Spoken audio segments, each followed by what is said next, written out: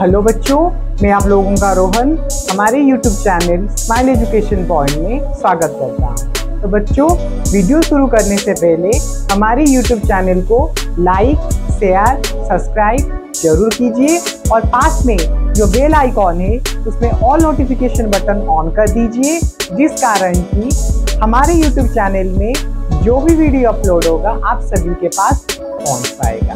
तो बच्चों, शुरू करते हैं। आज का विषय है वैज्ञानिक चेतना के वाहक चंद्रशेखर वेंकटरमन। आज हम सीवी रमन के बारे में पढ़ेंगे, कैसे उन्होंने अपने जीवन में नोबेल प्राइज प्राप्त करने हेतु कितने प्रयत्न, कितने संघर्ष किए हैं, वो हम इस पाठ को पढ़ने के बाद जानेंगे। तो बच्चों, वैज्ञानिक चेतना के वाहक चंद्रशेखर वेंकटरमन, जो कि हमारे लेखक धीर रंजन मालवीय जी के द्वारा रचित किया गया है। तो बच्चों, पहले हम लेखक परिचय पढ़ेंगे। धीर रंजन मालवीय। तो धीर रंजन मालवीय का जन्म बिहार के नालंदा जिले के डुबरांव गांव में 9 मार्च 1952 को हुआ। तो बच्चों, लेखक परिचय। हमारे जो लेखक है, लेखक कौन है बच्चों? हमारे लेखक है धीर रंजन मालवीय, जो कि बिहार के नालंदा शहर में जन्मे थे। कहाँ जन्मे थे? ना, बिहार के नालंदा शहर में जन्मे थे। उनका जन्म कब हुआ था? ना, उनका जन्म हुआ था 9 मार्च 1952। उनका जन्म हुआ था 9 मार्च 1952 को उनका जन्म हुआ था। कौन? धीर रंजन मालवीय। धीर रंजन मालवीय का जन्म 9 मार्च 1992 में बिहार एक राज्य है, बिहार राज्य के नालंदा जिले में डुबरावा गांव में 9 मार्च 1952 को हुआ। उन्होंने ऊंची डिग्रियां हासिल की। वह बहुत सारी डिग्रियां या ऊंची डिग्रियां हासिल की। एमएससी के साथ एमबीए और एमएलएम एलएलबी भी पास की। तो एमएससी के बाद वो एमबीए किया और एमबीए के बाद एलएलबी भी पास की। वे आकाशवाणी और दूरदर्शन से जुड़े रहे। आकाशवाणी उस समय और दूरदर्शन उस समय 19 दशक पहले दूरदर्शन चल रहा था, 19 दशक में। तो उस समय वो आकाशवाणी और हमारे दूरदर्शन से जुड़े रहे। वैज्ञानिक जानकारी लोगों तक पहुंचाने का काम किया। कई भारतीयों वैज्ञानिकों के संक्षिप्त जीवनियों भी लिखे। उनको वैज्ञानिक जानकारी थी और बहुत ही भारतीय वैज्ञानिक के संक्षिप्त जीवनियों पर भी लिखी। यह सब उनकी विश्व विख्यात भारतीय वैज्ञानिक पुस्तक में समाहित थे, जो कि विश्व विख्यात भारतीय वैज्ञानिक पुस्तक में लिखित थे या समाहित थे। मालवीय जी की भाषा सीधी, सरल और वैज्ञानिक शब्दावली से युक्त है। उनकी जो भाषा है, जो लिखने की जो भाषा है, वो बहुत ही सरल भाषा है, लेकिन उसमें वैज्ञानिक शब्दावली युक्त है। तो बच्चों, वैज्ञानिक चेतना के वाहक चंद्रशेखर वेंकटरमन विषय के विचार बिंदु थोड़ा जानेंगे। प्रस्तुत पाठ में नोबेल विजेता प्रथम भारतीय वैज्ञानिक चंद्रशेखर वेंकट रमन का जीवन वर्णित थे। इस पाठ में सीवी रमन जी के जीवनी पर यह कहानी लिखी गई है। उनके जीवन के संघर्ष की कथा कही गई है और रमन के 11 साल की उम्र में मैट्रिक पास किया, फिर विशेष योग्यता के साथ इंटरमीडिएट पास किया। तो रमन जी जो थे वो सिर्फ 11 साल में मैट्रिक पास किया, फिर इंटरमीडिएट पास किया, आगे भौतिक और अंग्रेजी में स्वर्ण पदक के साथ बीए और प्रथम श्रेणी में एमए की डिग्री हासिल की। बीए में और एमए में भी वो स्वर्ण पदक जीते। मात्र 18 साल की उम्र में कोलकाता में भारत सरकार के वित्त विभाग में नौकरी की। सिर्फ 18 साल में कैसे उन्होंने भारत के वित्त विभाग में नौकरी की। उनकी प्रतिभा से उनकी अध्यापक भी अभिभूत थे। रामन ने भारत के विज्ञान की उन्नति की चिर आकांक्षा थे। वो भारत के वैज्ञानिक धरोहर को, वैज्ञानिक विकास को ज़्यादातर फोकस करते थे, ज़्यादातर उस पर अपना विचार डालते थे। भौतिक विज्ञान के क्षेत्र में उन्होंने नई खोज की।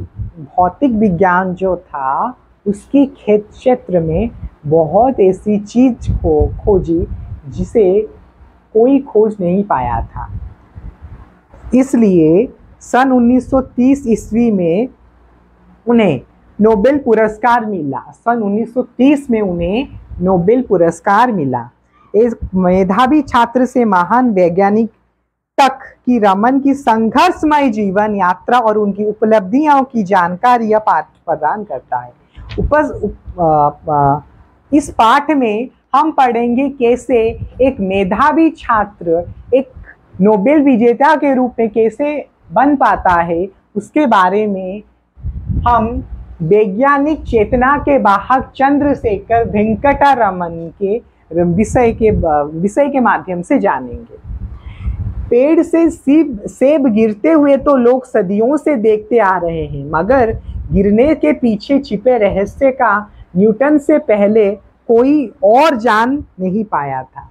जो हम पढ़ रहे हैं ग्रेविटेशनल फोर्स, जो कि आइजक न्यूटन जी के द्वारा दिया गया था, वो बहुत ही प्रसिद्ध हुआ। तो वही बात बताते हैं कि जब पेड़ से फल सेब गिरता है तो उसमें वैज्ञानिक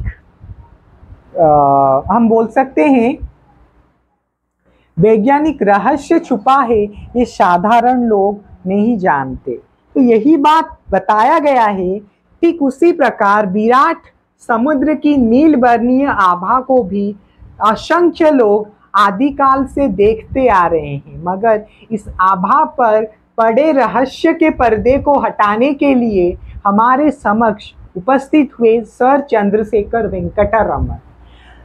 हम तो जानते हैं कि जो पेड़ से सेब गिरता है वो तो हमारे वैज्ञानिक, इंग्लैंड के वैज्ञानिक आइजक न्यूटन जी के द्वारा दिया गया था, लेकिन जो समुद्र में जो आभा मिलती है, समुद्र में जो नील वर्णीय आभा के असंख्य लोग आदिकाल से देख आ रहे हैं, उस आभा के पीछे रहस्य कोई भी नहीं जान पाया है, जो कि हमारे सीवी वेंकट रमन जी के द्वारा, यानी चंद्रशेखर वेंकट रमन जी के द्वारा दिया गया था, जो कि आज भी लोग नहीं जानते। तो उसके बारे में भी हम जानेंगे। तो बच्चों शब्दार्थ कुछ लिख लो ना। आभा, आभा का क्या मतलब होता है? आभा का मतलब होता है चमक। आभा का क्या मतलब होता है? चमक। और जिज्ञासा का क्या मतलब होता है बच्चों? जिज्ञासा यानी जानने की इच्छा। कुछ जानने की इच्छा को जिज्ञासा का कहते हैं।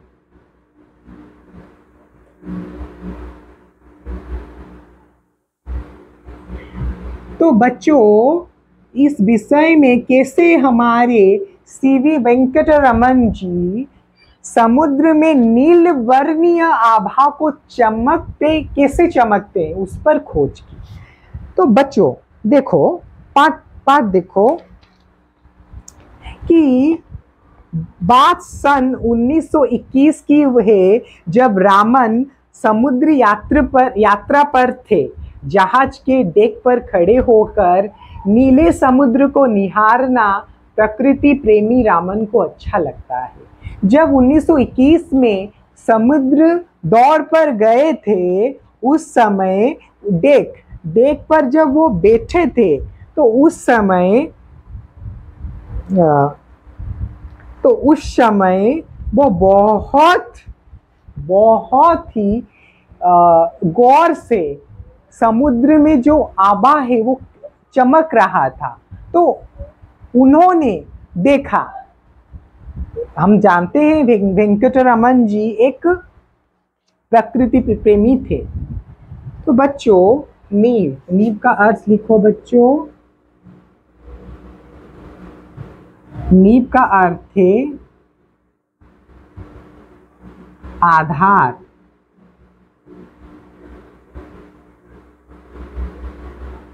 और दिलचस्पी का अर्थ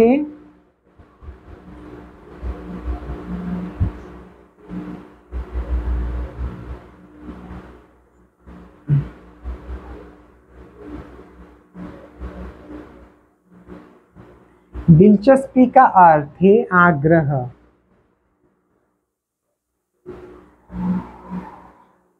दिल्ली इच्छा यानी मन या हृदय का कामना।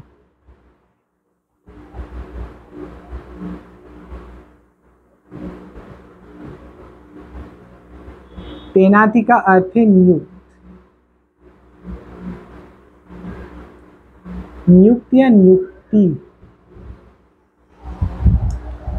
तो बच्चों, पेड़ में सेब गिरते हुए तो लोग सदियों से देख आ रहे हैं, मगर गिरने के पीछे छिपे रहस्य को न्यूटन से पहले कोई और जान नहीं पाया था। ठीक उसी प्रकार जिस प्रकार आइजैक न्यूटन की खोज को कोई जो ग्रेविटेशनल फोर्स के रहस्य को खोजे थे, उसी प्रकार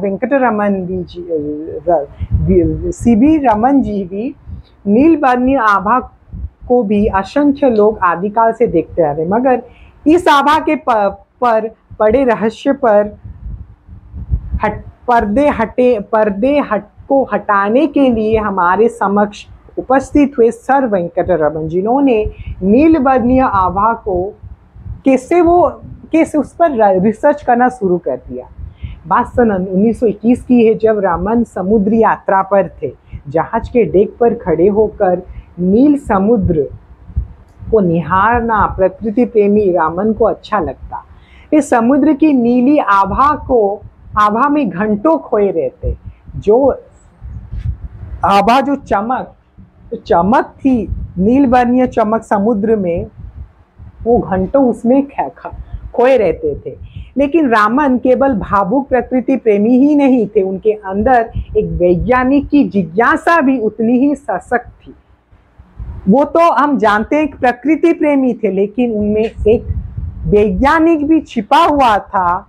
वो हमें वैज्ञानिक जिज्ञासा भी उनके अंदर ठहरा हुआ था। जिज्ञासा का अर्थ है जानने की इच्छा। तो बच्चों, यही जिज्ञासा उनसे सवाल कर बैठी, आखिर समुद्र का रंग नीला ही क्यों होता है, कुछ और क्यों नहीं।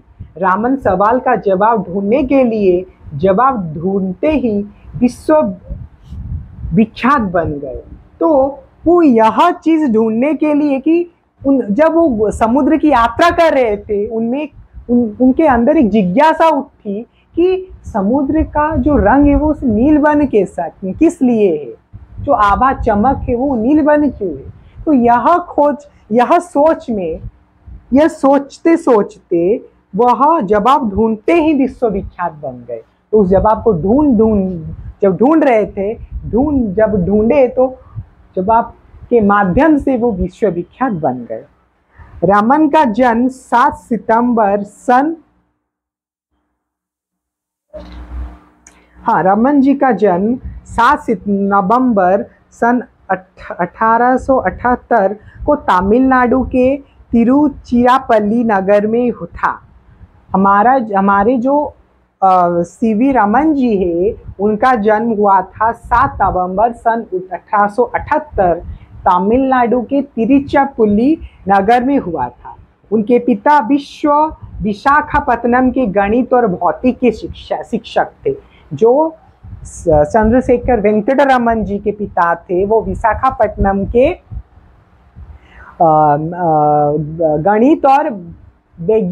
गणित और भौतिक विज्ञान के शिक्षक थे। पिता उन्हें बचपन से गणित और भौतिक पढ़ाते थे। उनके जो पिताजी थे, उन्हें बचपन से ही भौतिक विज्ञान एवं गणित पढ़ाते थे। हम इसमें कोई अतिशयोक्ति नहीं होगी कि जिन 2 विषयों के ज्ञान ने उन्हें जगत प्रसिद्ध बनाया, उनकी सशक्त नींव उनके पिता ने ही तैयार की थी, जिसी कारण वो एक विश्व प्रख्यात वैज्ञानिक में बने। तो उसका नींव उनके पिताजी रखे थे। कॉलेज की पढ़ाई उन्होंने पहले ABN कॉलेज तिरुचिरापल्ली से और फिर प्रेसिडेंसी कॉलेज मद्रास से की। उनकी जो पढ़ाई थी ABN कॉलेज से उनका पढ़ाई शुरू हुआ, जो कि तिरुचिरापल्ली में था। और फिर प्रेसिडेंसी, जो कि बहुत ही प्रेस्टिजियस कॉलेज होता है मद्रास का प्रेसिडेंसी कॉलेज में की। BA और MA दोनों ही परीक्षाओं में उन्होंने काफी ऊंचे अंक हासिल किए। जो स्नातक होता है BA और MA, स्नातकोत्तर में BA को हम स्नातक कहते हैं और MA को स्नातकोत्तर कहते हैं, उन 2 डिग्री में बहुत ही अच्छे अंक लाए। रमन का मस्तिष्क विज्ञान के रहस्यों पर सुलझाने के लिए बचपन से ही बेचैन रहता था। अपने कॉलेज के जमाने से ही उन्होंने शोध कार्य में दिलचस्पी लेना शुरू कर दिया था। उनका पहला शोध पत्र फिलोसॉफिकल मैगजीन में प्रकाशित हुआ था। बचपन से ही वो मेधावी छात्र थे और उनका जो दिलचस्पी आग्रह था, वो कुछ नया करने की खोज में था, जिसके कारण वो अपना पहला शोध पत्र फिलोसॉफिकल मैगजीन में उनका प्रकाशित हुआ। तो बच्चों कुछ शब्दार्थ लिख लो। तो यह था हमारे वेंकटरमन जी का कॉलेज का जीवन। बच्चों लिखो विश्वविख्यात।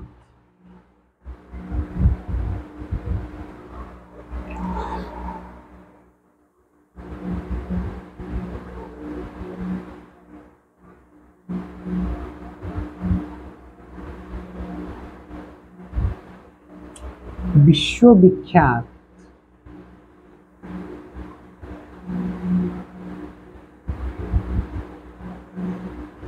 विश्वविख्यात का अर्थ है संसार में प्रसिद्ध।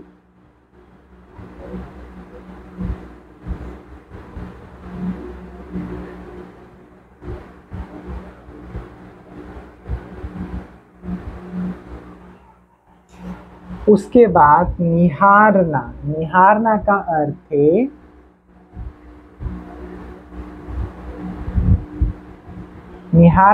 अर्थ है देखना।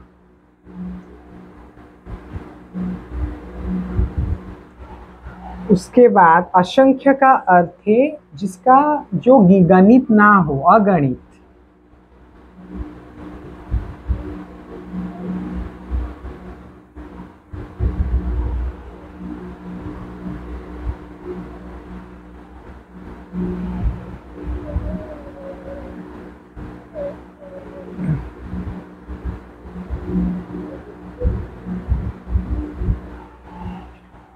रुझान का अर्थ है झुकाव।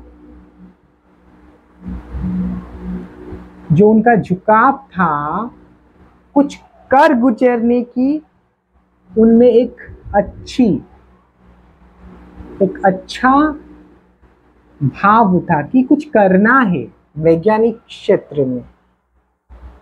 भौतिक भौतिक बच्चों, भौतिक यानी हम जो बोलते हैं पदार्थ विज्ञान।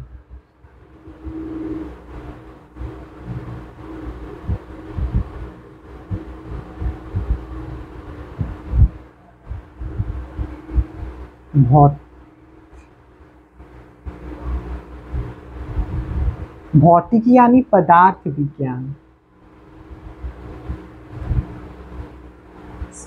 पदार्थ विज्ञान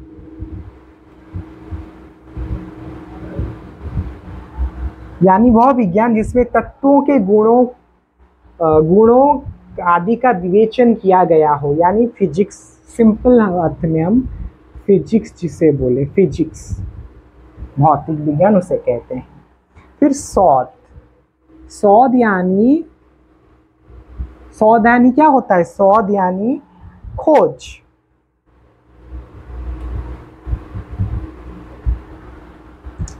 जो कि हमें रिसर्च, जिसे हम रिसर्च कहते हैं,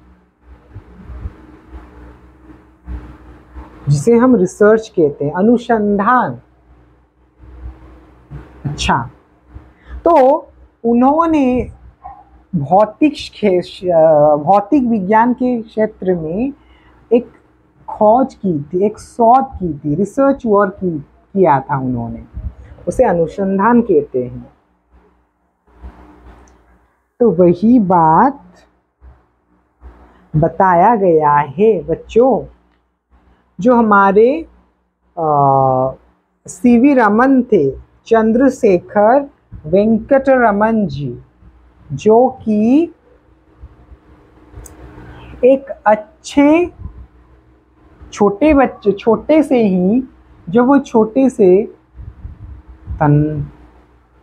तनख्वाह यानी वेतन, तो वो छोटे से ही मेधावी, कम उम्र से ही मेधावी छात्र थे।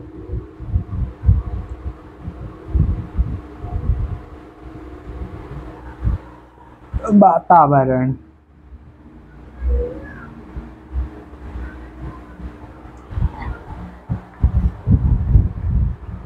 तो वही बात बताया गया है कि रमन जी का मस्तिष्क विज्ञान के रहस्यों को सुलझाने के लिए बचपन से ही बेचैन था, और अपने कॉलेज के ज़माने से ही उन्होंने शोध कार्य में दिलचस्पी लेनी शुरू कर दिया था। उनका पहला शोध पत्र फिलोसॉफिकल मैगजीन में प्रकाश हुआ था, जो शोध यानी खोज, अनुसंधान। उनकी दिल्ली इच्छा थी तो यही थी कि वे अपना सारा जीवन शोध कार्यों को ही समर्पित कर दे, मगर उन दिनों शोध कार्यों को पूरे समय के कैरियर के रूप में अपनाने की कोई खास व्यवस्था नहीं थी। उस समय उनके ज़माने की बात वो कह रहे हैं कि उस समय में शोध कार्य करने के लिए कोई भी प्रोत्साहन नहीं था, लेकिन इनका इच्छा शोध कार्य में था। प्रतिभावान छात्र सरकारी नौकरी की ओर आकर्षित होते थे। रमन भी अपने समय के अन्य सुयोग्य छात्र की भांति भारत सरकार के वित्त विभाग के अफसर बन गए। उनकी तैनाती कोलकाता में हुई, तो उन दिनों में शोध कार्यों पर ज़्यादा प्रोत्साहन नहीं मिलता था, तो उनके साथ साथ उन समय में बच्चे ज़्यादातर सरकारी नौकरी में अपना ध्यान देते थे। तो उनके भांति, सब लोगों के भांति वो भी सरकारी नौकरी में लगे, जो कि उनका पहला नौकरी कोलकाता के वित्त विभाग में उन्होंने नौकरी की। कोलकाता में सरकारी नौकरी के दौरान उन्होंने अपनी स्वाभाविक रुझान को रखा, रिजान यानी झुकाव को उन्होंने रखा। दफ्तर से फुर्सत पाते ही वे लौटते हुए बहु बाजार आते, जहां Indian association for the cultivation of science की प्रयोगशाला थी। उस समय कोलकाता में एक अनुष्ठान था जो कि जिसका नाम था Indian association for the cultivation of science, जो कि कलकत्ते के बाजार में था, जो कि हमारे वेंकटरमन जी दफ्तर से फुर्सत होते ही उधर चले जाते थे। यह अपने आप में एक अनूठी संस्था थी जिसे कोलकाता के एक डॉक्टर महेंद्र लाल सरकार ने बरसों की कठिन मेहनत और लगन के बाद खड़ा किया। यह जो India association for the cultivation of science जो था, वो एक डॉक्टर, कलकत्ता के एक डॉक्टर महेंद्र सरकार जी के द्वारा बरसों के कठिन मेहनत से खड़ा किया गया था। इस संस्था का उद्देश्य था कि देश में वैज्ञानिक चेतना का विकास करना। उस संस्था का यह महत्वपूर्ण यह विषय था कि उनका यह रुझाव था कि वैज्ञानिक क्षेत्र में कैसे भारत को ऊंचा लाया जा सके। अपने महान उद्देश्यों के बावजूद इस संस्था के पास साधनों का चिंतात अभाव था। वो बहुत ही अच्छे महान उद्देश्य थे, लेकिन संस्था के पास साधनों की कमी थी, सोर्सेस की कमी थी। रमन इस संस्था की प्रयोगशाला में काम चलाऊ उपकरणों का इस्तेमाल करते हुए शोध कार्य करते। उस संस्था में जो काम चलाऊ उपकरणें थी, उन उपकरणों के माध्यम से उन्होंने अपना शोध कार्य शुरू करा। यह करने अपने आप में एक आधुनिक हठयोग का उदाहरण था, जिसमें एक साधक दफ्तर में कड़ी मेहनत के बाद बहु बाजार की इस मामूली सी प्रयोगशाला में पहुंचता और अपनी इच्छा शक्ति के जोर से भौतिक विज्ञान के समुद्र बनाने के प्रयास करता। तो यह दिखाता है कि किस प्रकार सीवी रमन जी सरकारी दफ्तर में काम करते हुए भी उनका रुझाव जो था वैज्ञानिक क्षेत्र में कुछ कर गुजरने का, वो उसे नहीं छोड़ते थे। तो वो सरकारी दफ्तर से फुर्सती मिलते ही उस दफ्तर में चले जाते थे और उन दफ्तरों में उपकरणों के माध्यम से अपना रिसर्च वर्क, अपना अनुसंधान वर्क शुरू कर देते थे। इस दौरान उन्होंने समृद्ध बनाने का इच्छा शक्ति के जोर से भौतिक विज्ञान का समृद्ध बनाने का प्रयास करता। उन्हीं दिनों वे वाद्य यंत्र की ओर आकृष्ट हुए। उन दिनों वो वाद्य यंत्र की ओर आकृष्ट हुए। वे वाद्य यंत्र की ध्वनि के पीछे छिपे वैज्ञानिक रहस्यों की परतें खोलने का प्रयास कर रहे थे। इस दौरान उन्होंने अनेक वाद्य यंत्रों का अध्ययन किया, जिनमें देसी और विदेशी दोनों प्रकार का वाद्य यंत्र था। तो उस समय हमारे खोज के समय भौतिक विज्ञान के क्षेत्र में जब वो शोध कार्य कर रहे थे, उस समय में उनका रिझाव कुछ समय पर वाद्य यंत्रों पर पड़ा और वाद्य यंत्र में जो ध्वनियाँ निकल रही थी उन पर भी उन्होंने साधन या शोध करना शुरू कर दिया। और बहुत सारी वाद्य यंत्र जैसे विदेशी और भारतीय वाद्य यंत्रों पर भी शोध कार्य शुरू कर दिया। तो बच्चों और कुछ शब्दात लिख लो।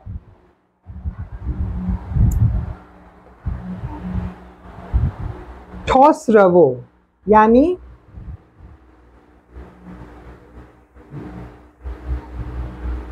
ठोस रवो यानी बिलोर यानी मणि,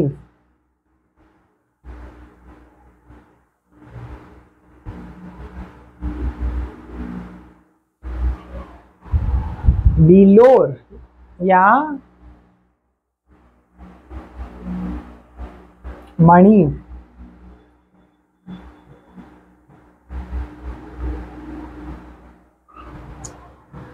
फोटन यानी प्रकाश का अंश।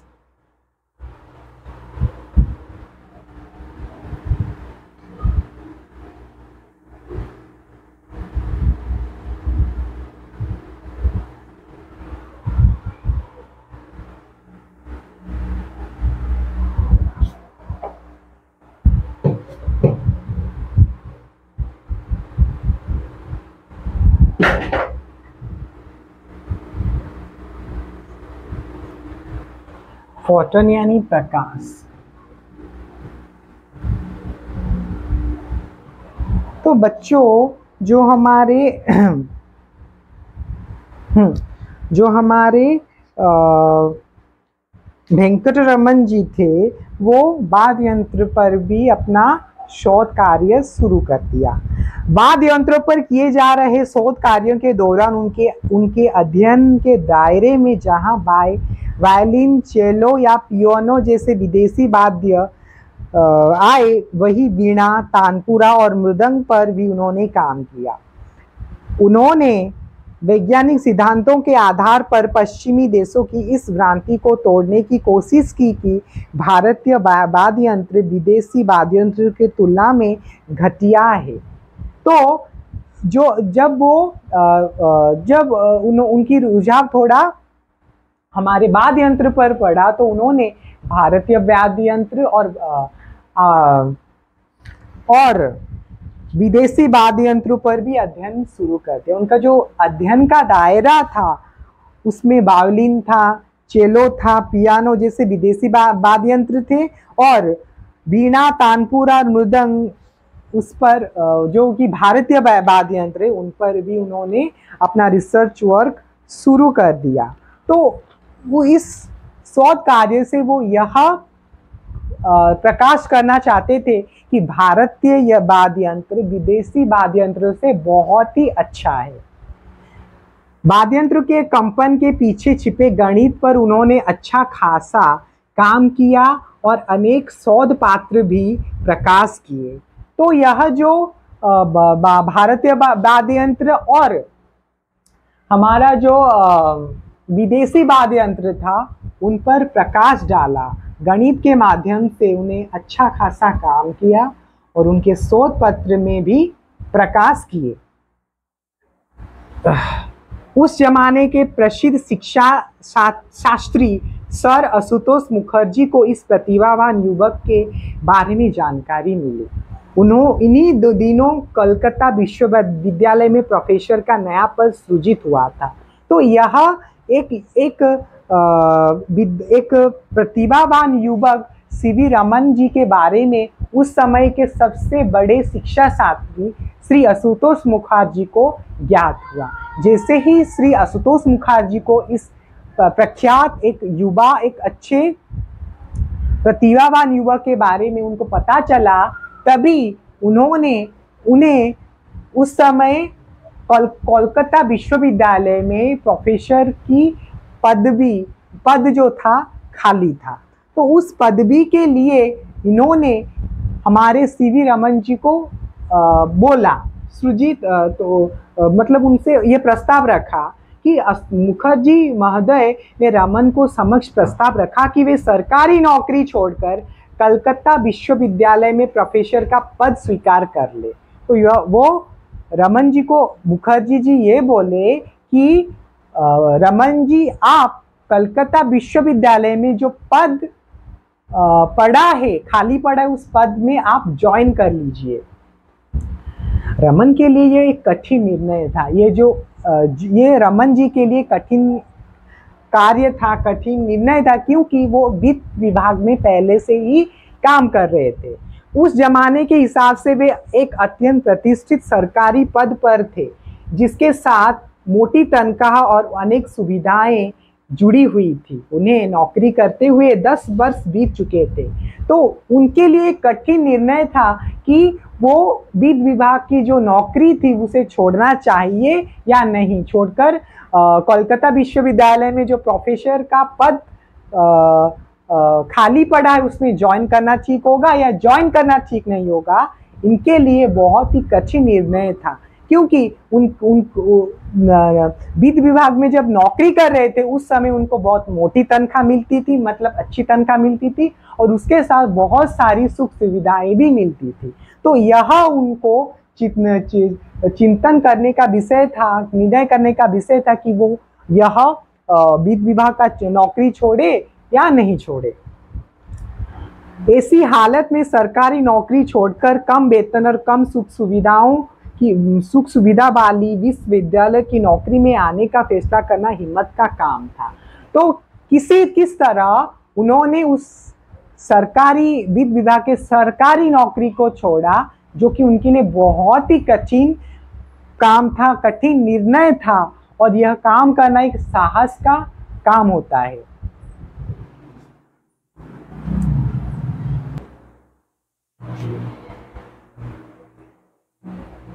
तो बच्चों फिर क्या हुआ ना, रामन सरकारी नौकरी की सुख सुविधाओं को छोड़ सन 1917 में कलकत्ता विश्वविद्यालय की नौकरी में आ गए।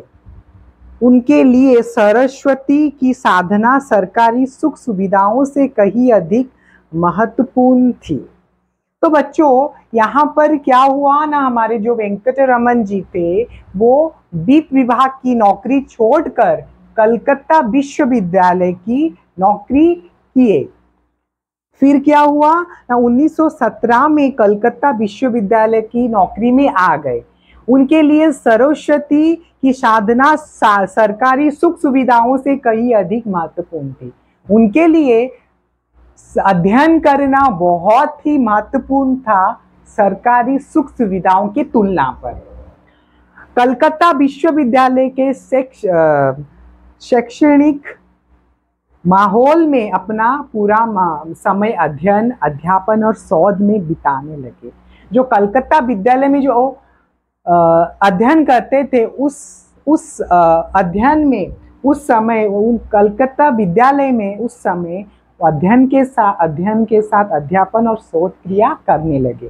4 साल बाद यानी सन 1921 में समुद्र यात्रा के दौरान जब रामन के मस्तिष्क में समुद्र के नील रंग की वजह का सवाल हिलरों लेने लगा, तो उन्होंने आगे इस दिशा में प्रयोग किए जिसकी परिणति रामन प्रभाव की खोज के रूप में हुई। तो कोलकाता विश्वविद्यालय के समय जो वो शोध किया कर रहे थे, अध्ययन करते थे, उस समय उनको उस साल 1921 में 4 साल बाद उससे 4 साल बाद उनके नौकरी के 4 साल बाद उन्हें मतलब उन नौकरी कर रहे थे, नौकरी के पीरियड के 4 साल बाद, उस पीरियड में 4 साल बाद उन्होंने उनको मौका मिला 1921 में समुद्र यात्रा करने के लिए। वो समुद्र यात्रा करते समय वो यह देखे कि कैसे समुद्र का रंग नील बने, जो कि उनका अध्ययन का मूल मंत्र था। तो बच्चों यह उनको एक नया दिशा की ओर ले जाएगा, जिसके कारण वो नील वर्ण की जो आभा होती है उस पर अपना शोध कार्य कैसे प्रकाश किए वो जानेंगे। तो बच्चों यह था पहला भाग। अगर आपको दूसरा भाग देखना है तो हमारे YouTube channel smile education point को लाइक, शेयर, सब्सक्राइब और कमेंट जरूर कीजिए, और पास में जो बेल आइकॉन है उसका नोटिफिकेशन बटन ऑन कर दीजिए, जिस कारण कि हमारे YouTube चैनल में आपको सभी वीडियो मिल पाएगा बिना कोई संकोच के। और हमारे वीडियो को देखने के लिए धन्यवाद और हमसे जुड़े रहिए।